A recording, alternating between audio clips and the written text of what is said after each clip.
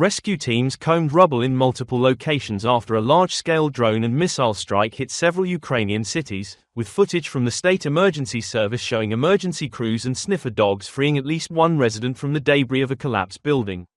Firefighters and paramedics worked at heavily damaged sites where fires raged near residential blocks, burnt-out cars and a destroyed children's playground, while emergency shelters were opened and residents were urged to stay in protected areas as crews cleared wreckage and sought additional survivors. Regional officials said the attack struck the city of Dnipro and surrounding areas, reporting 6 fatalities and 36 people wounded, as Ukrainian air defenses engaged incoming weapons and air raid sirens sounded across multiple regions.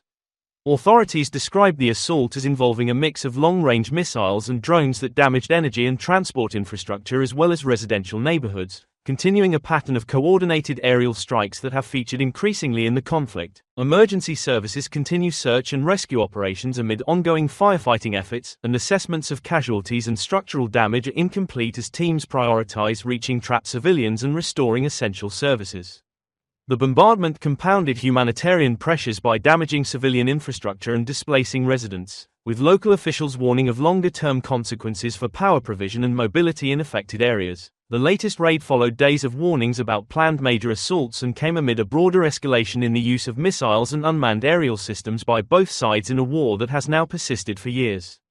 International observers have expressed concern that sustained attacks on civilian infrastructure deepen humanitarian needs and hinder recovery, while diplomatic efforts to curb hostilities continue amid persistent high levels of military activity.